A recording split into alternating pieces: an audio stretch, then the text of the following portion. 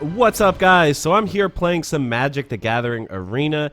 If you've been paying attention to kind of my Twitter and my streams in the past, you might know that I'm a pretty big fan of Magic. I've only been playing for about a couple years, but it's a really great game. And boy, did they announce a lot of stuff today on Twitter. They announced that we're returning to the Theros and Zendikar settings for some upcoming releases next year. And then this year, the Throne of Eldraine expansion, which we already knew was coming out, they've been announcing some cards for that. But most exciting for me, and the reason why I'm making a video, is they have a playable Brawl mode in Arena. So in case you don't know what Brawl is basically a simplified form of the Commander format, where you can only use standard legal cards. So only cards from like the last year and a half of sets or so. And so what is Commander? Well, Commander is a deck where it's all singletons. So you'll notice there are no repeated cards in Commander or Brawl. And then you have one card who is your general or your commander. And this card you can play at any time. You don't have to have them in your hand. They are the uniting factor that makes your whole deck work. And so generally you're going to build this deck all around your commander cards. So they've got some new Brawl decks that are using upcoming cards that are part of this Eldraine set that's coming out later this year. And we get to fight with them Brawl style, which is pretty exciting. So I guess let's pick which deck looks the most interesting. 5 mana 4/4 flyer. When he enters the battlefield, sacrifice a permanent, put a counter on him and draw a card. That seems okay. I didn't read this one closely enough here. 5/5 Vigilance Menace. When an equipped creature you control attacks, draw a card and lose 1 life. Equipment you control have equip Knight 0. So I guess this is like a Knight synergy deck with a lot of equipment. That sounds pretty cool. I tend to really like blue, so maybe I'll like this deck. 5 mana 2/4 Vigilance. When you cast a creature spell, draw a card, then you may put a land card from your hand onto the battlefield. So that's some ramp. And he has the ability to return a creature to my hand. So maybe that'll give, like, some enter the battlefield recursion. I'm interested in this one because it seems like a control deck. It's got some cards I like Frilled Mystic and Sharkdo Crab. Pretty cool stuff. And the Parhelion, too. Okay, I'm leaning towards this deck so far, but let's see what the fairy schemes are. 4 mana, the cheapest commander so far. Flying, Death Touch, Lifelink. Other creatures with flying get +1/+0. When you cast an artifact or enchantment, create a 1/1 fairy. So, looks like high artifact synergy here. Flyer synergy. Okay, this deck seems sick too. I actually think I kind of like this one better. We'll try it, and then maybe if this doesn't work out, we can try the Wild Bounty. So, let's go, I guess. Fairy schemes. Let's go for it. So, yeah. I don't know why it's showing me the deck. Is it because I double-clicked on it? Okay, there we go. Play. All right, so I've been really, really excited for Brawl to come to MTGA for a long time. In case you don't know, Magic the Gathering Arena has only been out for like less than a year in kind of its current, mostly finished form. And it's a really amazing game. It's really, really smooth. Probably the best digital Magic experience ever. But the big problem with it is they only have standard. So like I talked about, you know, the last year to 2 years of sets, and they have draft. No other formats. And a lot of the fun of Magic comes from formats where you get to use some different cards that aren't necessarily part of standard. So it's cool that they're adding new formats. I'm excited to play Brawl once it comes out legit. For now, I think we're going to be keeping this hand. We got a 1-drop. We got a 2-drop. This is looking pretty great. I mean, they're do-nothing cards. They're not creatures or anything, but hey, we got removal on turn 3. This is a Windmill Slam keep. So here we can see, I guess, the Brawl UI. You can see your commander or your general. They have this lightning on them, so you can cast this card at any time. But every time this card, you know, dies from the battlefield or is removed or whatever, the cost to cast it goes up by 2. So that's worth noting. So it's not going to be 4 mana forever. It's only going to be 4 mana the first time I play it. But anyway, I think we have to shock in this blue mana. Oops, I misread that card. Okay, well, we had no choice there. I thought this was a shock land, meaning it deals damage to you to be untapped, but actually it is a it is a tapped dual land that gives you 1 life. I just skimmed it. So that didn't really change our turn at all. We had no way of getting blue mana on turn 1, so that's fine. So I think this turn, what does this do? Sacrifice a creature, create a food token. Ooh, this is an Eldraine card. Whoa! Food tokens seem to be a pretty big part of Eldraine. There's a few cards that work around them. They are cheap artifacts that you can sacrifice to gain life, but the real synergy comes from some other cards that this guy might have in his deck. I guess the Witching Well is an Eldraine card too. When it enters the battlefield, scry 2, pay 4 to sacrifice the well and draw 2 cards. Seems good. I think we're going to play this tap land. We're going to play the well, scry 2, which means look at the top 2 cards and then decide if you want to keep them on top or put them on the bottom. So we have a few options here. I don't really think we need the blue land. We have 4 land in hand and we'll probably draw more. The Mana Geode is kind of tempting because this ramps us up and it fixes our mana. So this will enable us, it'll give us the 2nd black mana we need to cast Kaya's Wrath. So I think for sure this is a keep, and then next turn we'll play that. Yeah, all that glitters is not relevant because we don't have a creature, right? So another Eldraine card, huh? Enchant creature. Enchanted creature gets +1/+1 for each art attack and or enchantment. So hey, look, we got an artifact right there. So we're at least getting +2 because this is an enchantment as well. Okay, Paradise Druid, a little bit of a ramp piece, hexproof. Glad we have the Mana Geode now because Prison Realm cannot target this because it's hexproof. So let's go ahead and swamp Mana Geode, and this lets us scry 1 as well when it enters the battlefield, so we can see what our next draw is going to be, potentially. And then I'm thinking next turn we're going to play our commander probably, or we might play Kaya's Wrath if he plays a big threat. We'll find out. Whenever you cast an artifact or enchantment. So there's some argument for holding on to cheap artifacts. Oh, speaking of cheap artifacts. Oh, hey, it's a food. Golden Egg is a food. Whoa. So I thought that food would only be these tokens, but apparently there's lots of cards that count as food in Eldraine. Wow. I mean, I feel like we have to keep this because it's going to give us a token, and it's a mana sink, and it can draw us a card. I think that's for sure a go. And so next turn we have 5 mana, which is slightly awkward. Nothing we can really do with 5 mana. In case you're not an experienced Magic player, we have 5 mana because we played a Mana Geode. Normally you can only play 1 land per turn, meaning on turn 1 you can only have 1 mana. On turn 2 you can have 2 mana. 3 you can have 3 mana. But mana rocks like Mana Geode allow you to ramp up faster because this does not count as a land. So you can play a land and a Mana Geode on the same turn, and all of a sudden you're jumping up 2 mana. Similar with the Paradise Druid, which taps for mana of any color. That's called mana ramp. So I know those of you who are experienced Magic players are like, duh, but you know, just for people who might be watching who are fans of JM Cross / JM Casual and don't know all the deets about Magic, just some info for you there. So we got 2 artifacts on the field, which means that when we play this, it's going to be +3/+3. So we can make a really big Artful Provocateur. Pretty cool. This guy is being very slow with his plays, but it's whatever. I got nowhere to be. Let's see it bulletproof. Mayhem Devil. When you sacrifice a permanent, it deals 1 damage to any target. So he's playing the sacrifice another permanent commander. But it's going to be a little while before he has the mana to play it. I guess he'll have it next turn if he has a land in hand. So anyway, what are we going to do here? Play a land. What are we going to do? We could Kaya's Wrath, but I think we want to save that for when he plays his commander.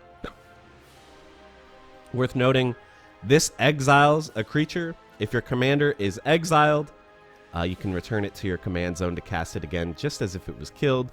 So this is not that effective of removal against his commander. But what are we... I mean, I guess we just play this. Because if he wants to play his commander next turn, he's not going to be able to remove it, so... That seems fine to me. And then next turn we can double up. Maybe Prison Realm, Golden Egg. Something like that. Beautiful animation on playing that card. Yeah, so you see this commander will cost 2 more the next time it is cast from the command zone. So whenever your commander dies or gets shuffled into your deck or gets exiled, you can actually choose to put it in the command zone. You're not forced to put it in the command zone, because sometimes, like, if they send the card back to your hand, or if they put the card on the top of your deck, you would rather just play it out of your hand rather than having its cost increased by 2. Because, you know, on the 3rd time playing this is going to be an 8-mana card, which is an awful lot to ask. So he actually didn't play his commander. He's proliferating. Evolution Sage. Ooh, Mask of Immolation. Okay. Equipped creature has sacrificed this creature, deals 1 damage to any target. So this is kind of tough. Like, his board, he's really gone wide here. When he enters the battlefield or attacks. So, it would obviously feel really bad to Kaya's Wrath, right? It would feel really bad. But boy, would it make his next turn suck, right? It would feel awful, but what else do I do, okay? We got to play the gate. It's our only land. 5 mana available. We could do Golden Egg. Draw a card, see what we get. These are tough turns, man. And I feel like we definitely can't... We definitely can't just buff this up and then go in. I think we'll go one more turn here. We'll play the egg, see what we get.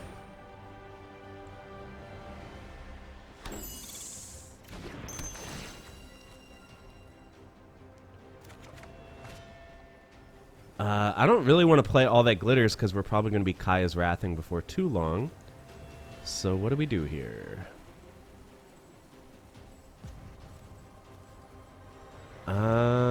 I guess we just pass. That land was kind of a dead draw, so I guess we just do nothing. Well, I mean, let's get in, right?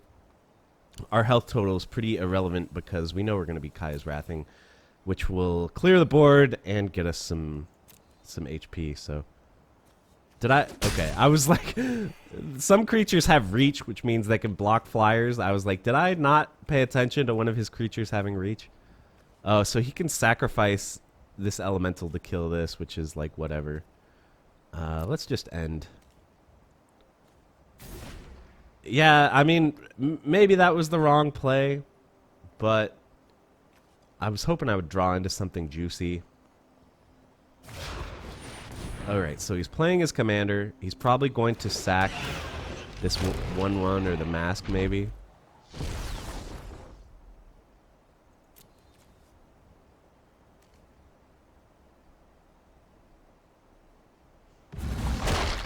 Okay, so he sacked the 1/1, which actually means... Oh, yeah. Okay, it could deal 1 damage there.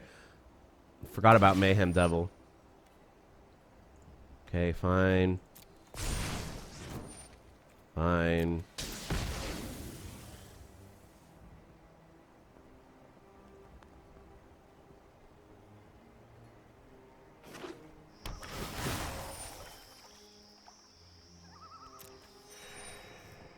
Alright, so he's proliferating, which means he gets another +1/+1. These are really hard turns for me, man. I don't really know what to do. By the way, Witching Well seems like a very strong card to me. I don't know. Like, 4 mana to draw 2 is obviously bad. 5 mana if you include the cost to cast it in the first place. But 5 mana for Scry 2, Draw 2 is not the worst deal in the world. Plus, obviously, you can spread it out over 2 turns, and you get Artifact Synergy. This seems like a strong card, actually, in Artifact decks. Okay, so... These are really hard turns for me because if we play Kaya's Wrath, we can't really do anything else that turn, right? Pretty sure we're not going to be doing anything here. Oh, Massacre Girl! Let's count. Okay, Massacre Girl doesn't work, actually. So Massacre Girl does -1/-1 to anything, to everything. And then whenever a creature dies, it repeats this effect. So first time it would kill this. Second time it would kill this. Third time it would kill these two, which means it would go 2 more times, and this would have 1 HP left, right? Is that right? 1, 2, 3, 4.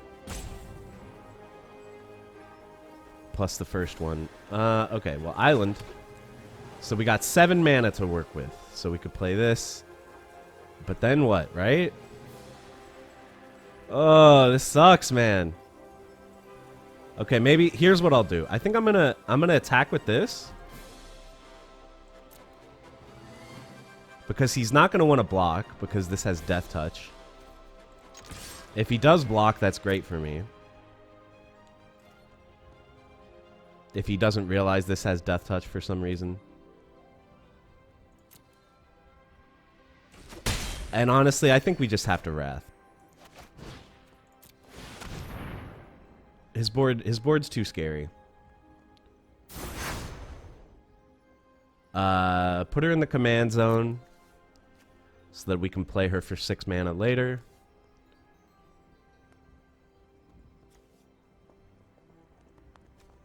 Yeah, he has no like activated abilities that are really... Oh, he could sack a creature to get a free food token. May as well do it, right? Plus he draws a card. Wow, that's a lot. Big misplay, I think, right? He could have just sacrificed. Wow, this seems like a good card too. This is something that's kind of hard to appreciate when you're a new Magic player, but having sacrifice outlets tends to be really strong because of situations like that. Anyway, we have 3 mana. Don't think we're going to be sacking the golden egg.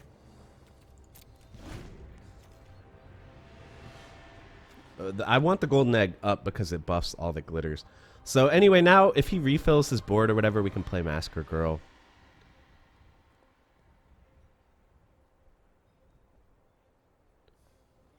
We have to be careful to play around... Oh, Find Broker. Return permanent card from graveyard to hand. I guess he'll do Mayhem Devil or something. Not the hugest deal. Oh, no, he'll do the Proliferator? No, he did Mayhem Devil. Makes sense. Doesn't have enough mana to play it, though. So I think we'll just replay our commander. And if we can get 1 more land, then we can play our commander and all that glitters it. That'd be cool. When it enters the battlefield, create a 1/1 white soldier creature token, then attach the blade to it. I mean, we just gotta replay it, right?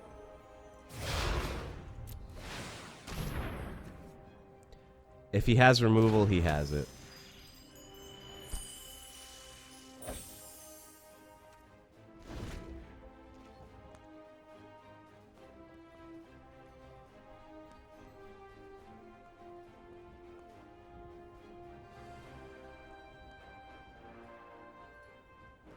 Alright, what you got, my man? Drawing another land would have been pretty nice, but now this turn we can kind of go off a little bit. Krenko! Uh-oh. Krenko's pretty scary.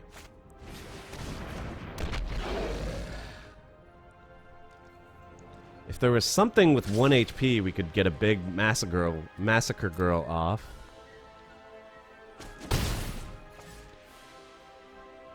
Yeah, this will create essentially a 2/2. Banish into Fable. Copy it if you control an artifact. Then copy it if you control an enchantment. Unfortunately, I don't own an enchantment. Once again, we're kind of one mana away from making these huge 8 mana swing turns. You may choose new top. Okay, return non-land permanent to its controller's hand. its owner's hand, you create a 2/2 White Knight token with Vigilance. Wow, wow, wow. So I'm thinking this turn we'll do Ancestral Blade. Krenko is not actually that scary because we have Massacre Girl. So Krenko creates a bunch of 1/1 tokens. But that doesn't matter to Massacre Girl. She'll just kill them all, so...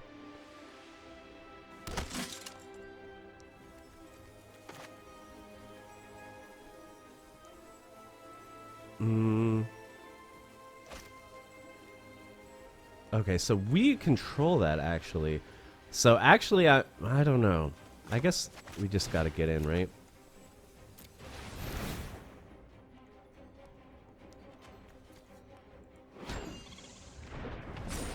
Woo-hoo-hoo-hoo!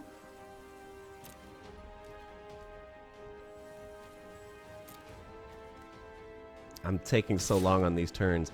Alright, get in for 7. Feels good.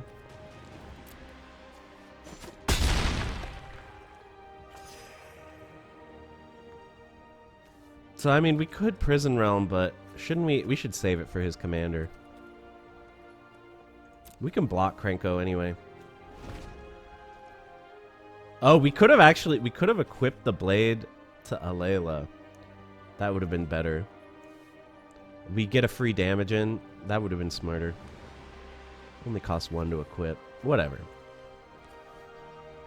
This seems like a decent card for sure. 2 mana 2/2 lifelink is already like not terrible. Plus you get soldier synergy, plus you can re-equip this admittedly small weapon. You can re-equip it as many times as you want. So big 7 mana commander. So who's he gonna sack though? A land or something? He can sacrifice any permanent, so he can sacrifice a land.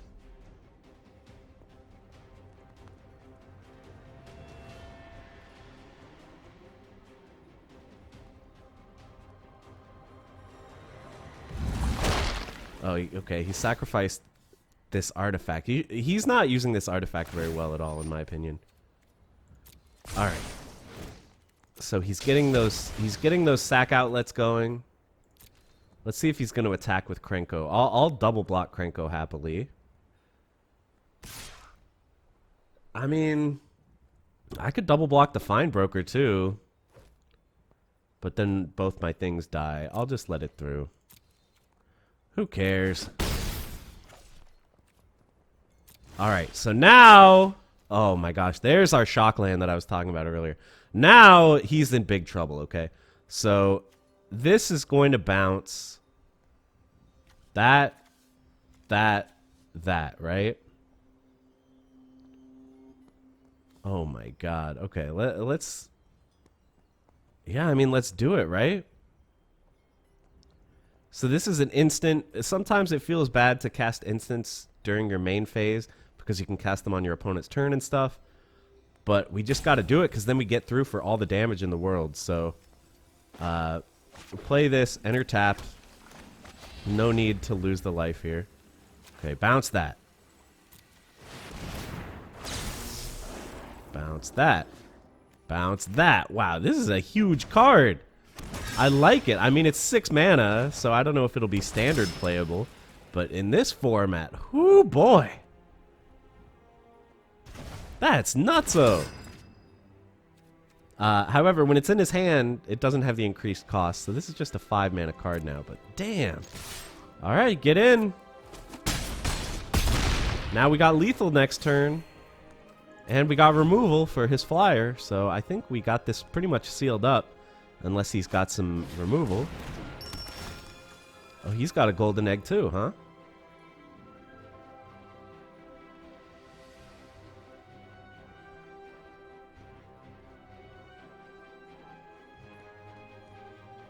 Let's see what he's got planned. I'm really, really liking the Eldraine cards I'm seeing here. Also, I'm just really liking this format, man. This is awesome. Like, what really I'm loving about this is that these are not cards that you would see in standard whatsoever. Like, you'd probably see this commander and you'd see Prison Realm and Massacre Girl maybe, but stuff like this, These are interesting, unique cards with cool effects that you just don't get to see because they're not quite up to the power level of Standard. But since this is all singletons, all unique cards... Oh, there's Finality. Killed almost everything, but we still have the big damage coming in, right? This is temporary. Yeah, we got him. Nice. All right, well, I think let's try the other deck. Let's try the other blue deck and see how that one goes. Man, this is amazing, dude. Whoa! And we got Heraldic Banners. I was just looking at this card earlier. It seems good for Limited, maybe. Good for Brawl, probably, but... Alright, let's do Wild Bounty and see what that one does. Let's just refresh ourselves on the game plan a little bit here. 5 mana commander who likes casting creature spells, huh? And he can bounce creature spells. Okay, so we got Hydras, we got Signets for mana ramp, like I was talking about. Adding color for mana ramp is pretty amazing. We got some cheap creatures here. Oh, Risen Reef and Gyre Engineer, great ramping creatures. Yeah, so this is very much a ramp into big creatures style deck, which I like. And we got some fun counters. Nice. I'm loving this. Okay. Let's do it. Seems simple enough. We ramp into the big creatures, and then we hit him with the big creatures. Let's do it.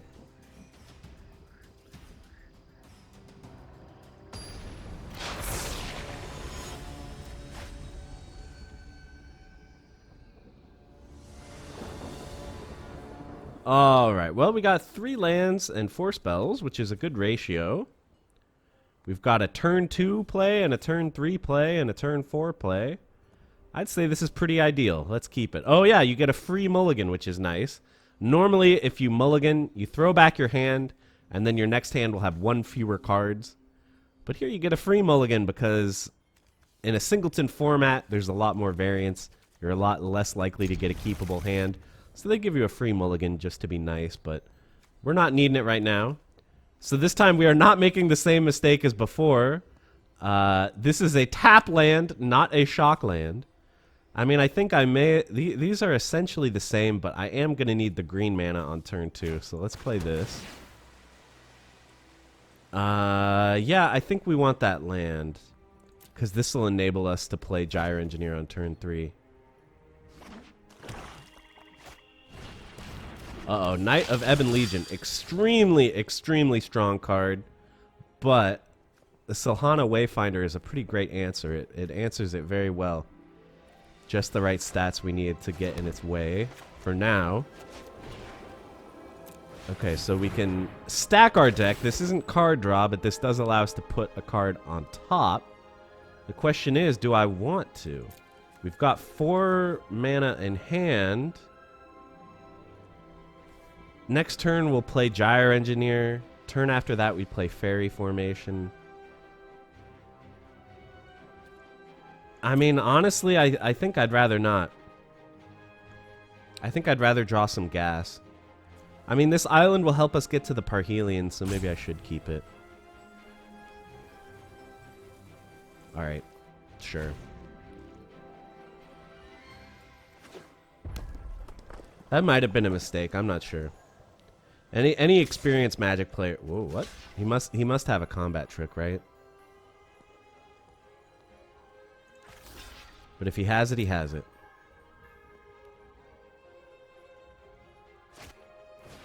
Yeah, I mean, I don't mind him spending 1 card to eat my 1 card. My 1 card that kind of sort of got me value anyway because it stacked my deck. I definitely would have preferred if he found a creature card. That would have been nicer. So the problem here is now he's going to start putting counters on this bad boy, which is not what you want to see.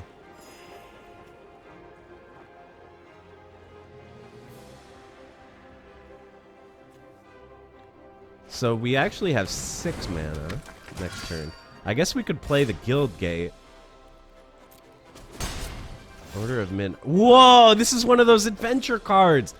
You may cast this card as an adventure. After you do exile it, then you may cast the creature. So you see on the lower left there, that little adventure aspect. You can cast it for that, or you can cast it as its normal self. He just cast it as a 2/2 flyer, can't block. Okay, so we got 5 mana. So we're going to play a tapped land for sure. And the question is, do we want a 5/4 flyer? Do we want a 2/4 vigilance? The upside of the vigilance is that we get to draw a card when we play fairy formation. The upside of the flyers, we can block the 2/2. The flyer also blocks Knight of Ebon Legion, so I think we have to. I don't want him to start putting a bunch of counters on this knight and wrecking me. This makes his turn awkward, so I'm happy with that. I haven't even looked at his commander, actually. He's playing the 5/5 Vigilance Menace. When an equipped creature you control attacks, draw a card and lose 1 life. Equipment have equipped knight 0. So that's a knight. That's a knight. She's a knight. So equipment can all be equipped for free. And there is some equipment that has a cheap playing cost. I'm going to block it. I mean, it feels bad to trade a 1-drop for a 5-drop. But if I let this through, he's going to buff it. It's going to get a +1/+1. It's going to become a big problem. Because if it has a +1/+1, I can no longer trade with it because it'll turn into a 5/6. So we just have to eat it now. And it's not a big deal because he's going to have to spend 3 mana to buff it. So I'm happy to take that. Okay. I mean, now we got to play our commander, right?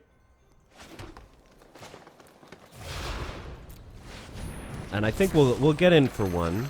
No reason not to, right? And then next turn, we're all set for the Parhelion. Unfortunately, we can't crew it.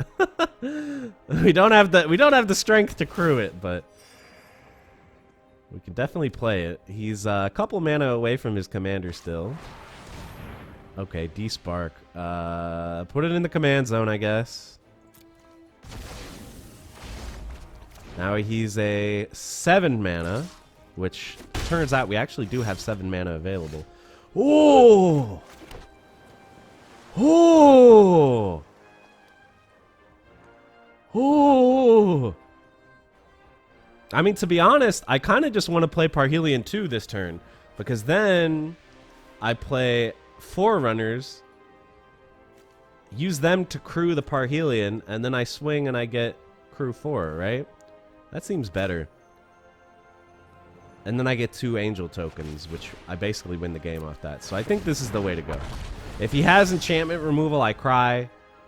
But I have a feeling he's going to play his commander this turn, assuming he has land in hand. Dude, this card is sick.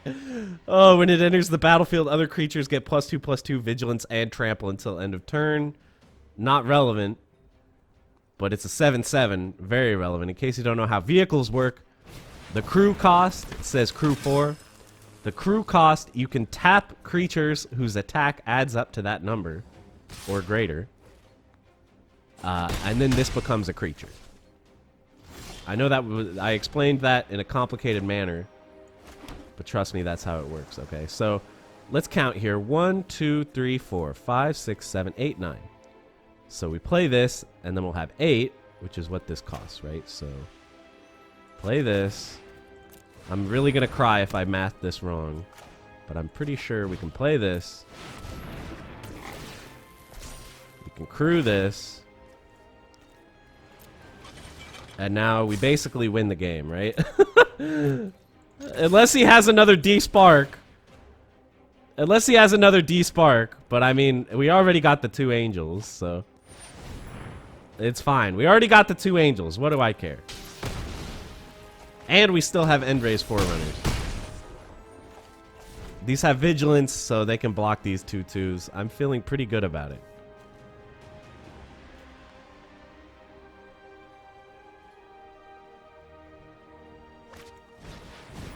Generally, so you'll notice that there's kind of a lot of mana rocks, right? I played a few with my last deck. I've got one out with this one, and there are a bunch more in the deck. One of the reasons for that is this commander cost. Because the commander cost goes up by 2 every time, that can pretty quickly become huge. So he costs 7. We have 1, 2, 3, 4, 5, 6, 7, 8, 9, 10. Unfortunately, he has summoning sickness, so we can't do the 7 and then the tap, right? We also can't do circuitous route because it puts things... Oh, no, we could put out a shock land. I think it's worth it, to be honest. 1, 2, 3, 4, 5, 6, and then one of them will put out a shock land. This deck better run shock lands, man. And who's tapped? Oh, God, it doesn't. Guys, we screwed ourselves. Fine. Fine. This is bad. Whatever. What's he gonna do? Like triple block me? What I wanted to do was play this, and then next turn we can return the Forerunners to my hand, replay it, and then everything gets +2/+2 in Vigilance again. But I mean, this guy's like dead, right? Come on. How's he gonna stop my Angels?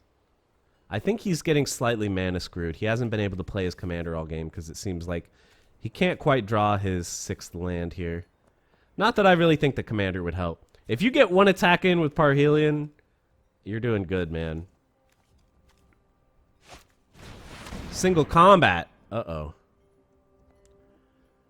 Gotta be the Forerunners, right?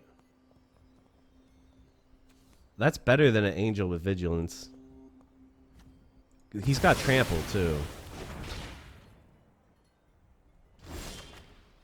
And, oh, wait, and he's got Vigilance, too. Whoa! Okay. We got an adventure card here. Search your library for a basic land... Oh, no! I wanted to read! Okay, his power and toughness are equal to the number of lands. Awesome.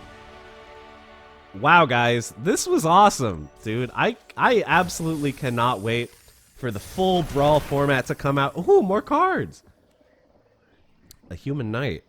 Another creature dies or is put into the graveyard from anything other than the battlefield. Or a creature card leaves your graveyard. Sir Conrad the Grim deals 1 damage to each opponent.